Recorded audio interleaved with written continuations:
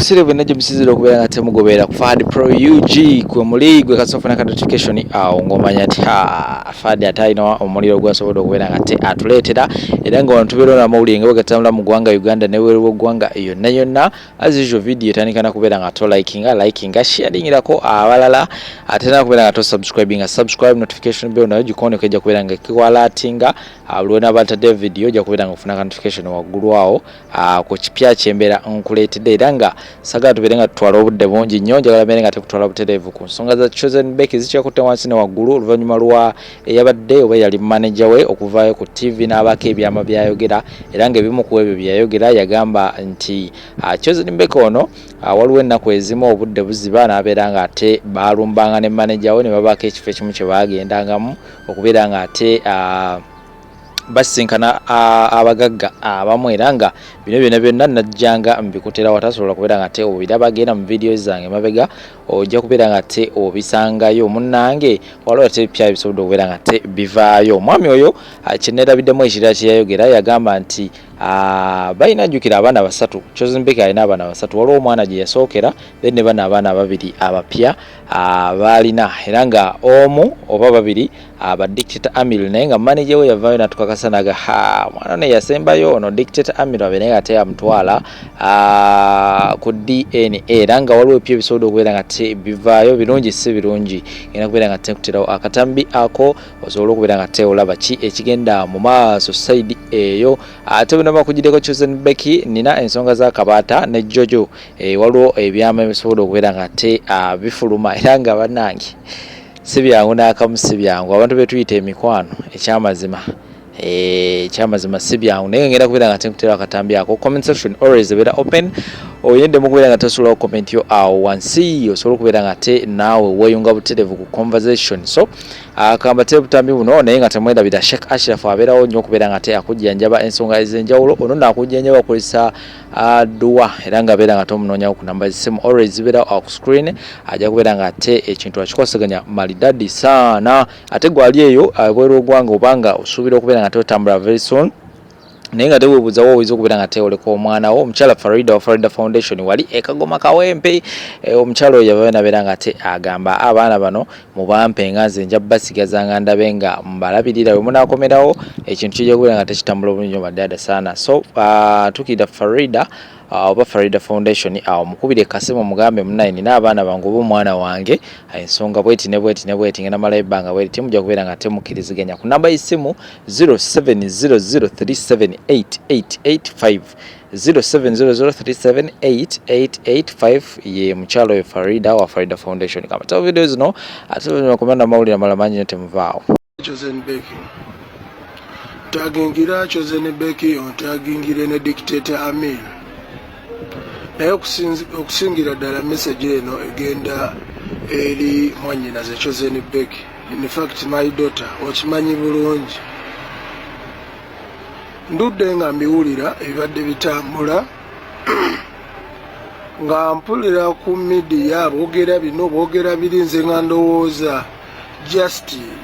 bubadi bwaki bubadi bwa ndongo bubadi bwa media naye okutuusa ejjo we nasinkanye Amil nenkakasa nti byaki byaddala si bya ndongo. My daughter Chosen Beck abantu ababeera awamu bayomba benyiiza Dictator Amil naawe emirundi mingi gy'omunyiizizza naye nakiplayinga cool nakivaako so nandisuubidde naawe oleme kureactinga nnyo omusajja akwagala kyenyiza okukugamba ate abasajja abali e Kampala mu basajja bonna in fact njawo kutegeeza boolaba e Kampala temuli musajjawo omusajjawo yoyo Dictator Amiru eyakutegeera fe abamu ababaddewo nga tubalaba okuva emwefuna jjukira wa gye mwefunira era jjukira wa gye yakujja kuba naye amanyiwa gye wamujja so omukwano gubeera bwe gutyo ate era nandisabye oyagale munnoowo akwagala. Chosen Beki yagala dictator Amiru akwagala. Abasajja b'ennaku zino baafuuka bazibu bakugoba. Gwosobola okumwagala ate ng'ali ku birala, so bw'ofuna chance n'ofuna dictator Amiru ng'akwagala by'omwagala, please and please Chosen Beki tojja kusobola basajja b'e Kampala, nkubuulira mu lo togenda kusobola basajja b'e Kampala bakugoba. Balina abakazi bayitirivu, bakuba n'abakazi. Naye emyaka 7 gy'omaze ne dictator Amiru takuteeka nko yadde omukono gwe ku ttama lyo yadde ku mubiri takubangako. So olw'okuba yakusuubiza omukolo mu June, omukolo ogwo sente nga bw'omanyi nti zibula leero enkya ne zirabika, sente ne zibula. Kati gwe obuzibu bw'olina oyagala mbaga ne dictator Amiru tannatuuka, tannafuna sente zikuba mbaga, bye yabala byakyuka. So nandisabye obeere mukakkamu, tokyawa musajja olw'okuba yakusuubiza omukolo, omwezi gutuuse, omukolo guganye okubaawo. Njagala okutegeeza Zuwena emyaka gy'afumbidde wa Bebekulu emyaka 25, abakubanga naye ayagala mukolo singa tebazadde baana abo. So oyagala omuntu alina omutima ogukwagala. Ove mu bino ebigambo bye bakugamba bano ba iniro, ba social media in-laws, bye bakugamba, that is nonsense, totally nonsense. Naye kino wemba nfudde Full-Figure yanzise waye mulabe gwe nina gwe mmanyi. Annemeseza buli nsonda. Ne bwenfa tekinnuma, mama yafa kitange mikwano. Full-Figure abanzise naye nga tannanzita nsaba. Siminaako buzibu omukazi oyo yankuba ne musonyiwa mu lujjudde lw'abantu, n'abantu bakyewuunya, mbankubira ne bagamba omukyalo oyo tulina obujulizi.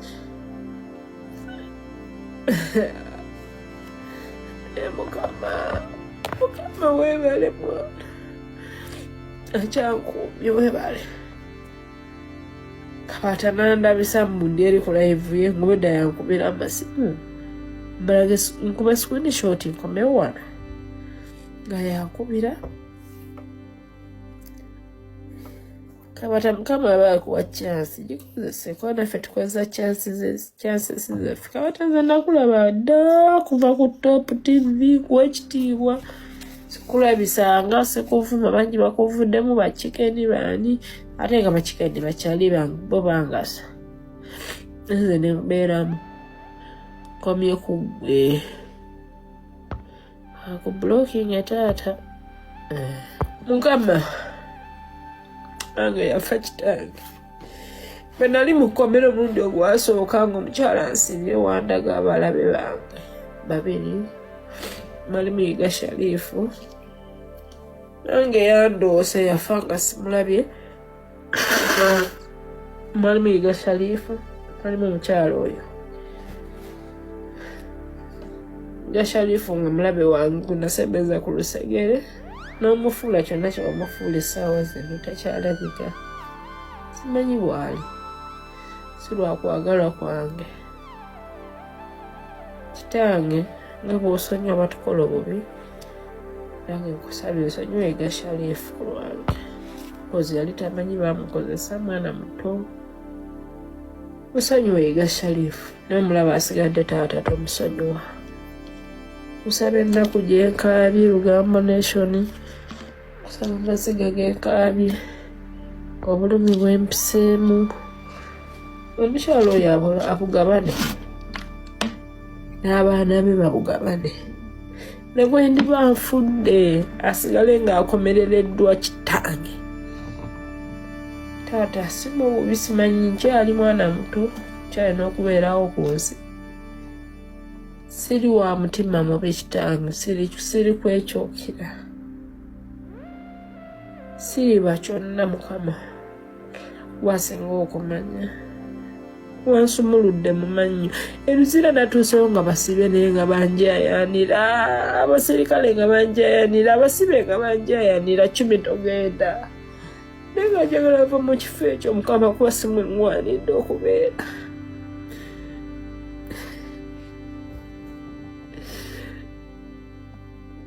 Katonda oli w'amaanyi mwana mukama oli w'amaanyi basibe balajanye kimigenda okomewo kubanga taata wanzije mu lugo saba abantu abanyambye abantu abali ku lulo oleme okubatuusaayo kubanga wabi naye taata nkusaba ng'abakadde bali mu kkomera mukyalo emukubisemu emirundi 3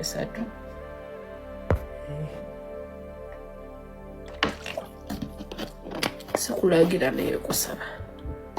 pisemu okulumisiza maama nga Sarah Joy ng'agenda ku Facebook ye ng'agamba Jojo Taylor lwaki obeera n'abo balo lives mbufe faba ku TikTok mbufe balo lives Jojo Taylor naye n'amwambalira n'amugamba naawe wakwanako lo life ng'agamba Ashibaga kato jjukira Jojo Taylor beeyagalako n'Ashibaga mubijjukira era Jojo Taylor yasooka kwana nze neŋŋaana nenkubira pengepenge nemugaa nti omanyi Jojo Taylor nkwana kati Jojo Taylor aliye yakaguleyo Mercedes Benz eyo gyavuga Jojo Taylor sorry Sarah Joy ninamwita Sarah Joy yali yankwana kati ng'ataakwana n'Ashibaga kati Sarah Joy n'akolera Ashibaga we basalira enviiri saluni y'enviiri kati nze nenkubira pempe nemugaa nti Sarah Joy yankwana at the same time ayagala Ashibaga n'akolera Ashibaga saluni y'enviiri okumanya abakazi b'ebweru omuli bazibu Ashibaga n'anoonya visa ne bamumma ngolo Sarah Joy nga Sarah Joy ayagala Ashibaga kato kati Jojo Taylor kyeyabadde amugamba nti wemande ku TikTok nga ndi mbalo life nga gwe ayagala Ashibaga mukategedde Sarah Joy n'anyiiga n'amugamba gwe nina nuduzizo mbu Sarah Joy mbw alina nuduziza Jojo Taylor awo nemmanya luno lwakunnyumira era nkimpinga ncekingayo ku akaunti ya Sarah Joy yagambye mbw alina nuduzizaani za Jojo Taylor mbu zabadde aweereza Kabaata jjukira Kabaata ebbanga lyonna badde bamukupingira kwekuba busabbuuni kati ng'akyaza Jojo Taylor nga Jojo Taylor bw'amusindikirayo kanodo leero bw'akwata ku bbeere enkya ng'akwata ku kiwato kati baminga Kabaata abeeraawo alowooza ajja kulya teyalidde nga bamwefuulira kati byonna nga babimuwa ebitundu Jojo Taylor badde buli live amusindikirayo kamukamu bwamuwa ku bbeere enkya bwamuwa ku kisambi bambi Kabaata ng'abeeraawo bwe yeekomba kaakati Kabaata ng'atuuka ng'agamba Jojo Taylor omanyi ebitundu bye byonna obimpeereza kati I want to eat njagala lya maama ko Jojo Taylor ogenda lyani bwe Kabaata gwafaanana ng'ekisiimula ky'ekiruddu namuga Kabaata ofaanana nga endagala z'omulumbe ebivumo mbu byali bingi bye baavuma Kabaata mbu n'amazzi agamuvaako ng'anaabye si meeru alyani Jojo Taylor ne yeefuulirira ddala Kabaata era kati Kabaata gaakaaba gaakomba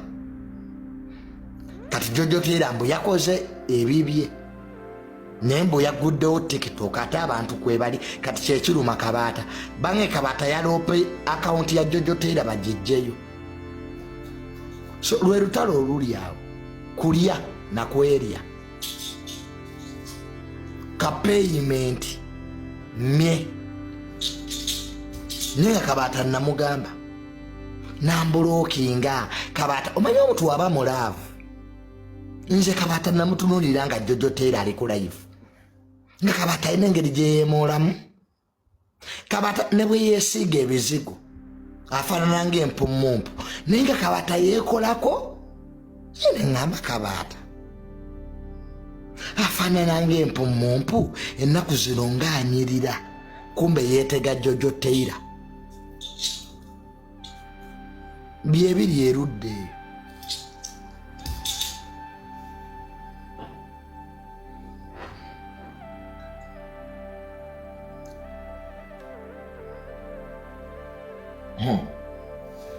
aba bakazi b'ebweru abo nze mbagenda kitono kati Kabaata lwalowooza ati lugudde ku musama Kabaata obwavu bukulumidde emyaka 5 oza seto nazijja mu Jojo teri mukazi alina ssente Bulaaya mu ssiru ekyo Kabaata kankikubuulire obwavu bukulumidde emyaka 50 wali olowooza mbu Jojo yanagaggawaza ffenna otukyaye obulokinze abantu ba unblocking bulokinze abantu ba unblocking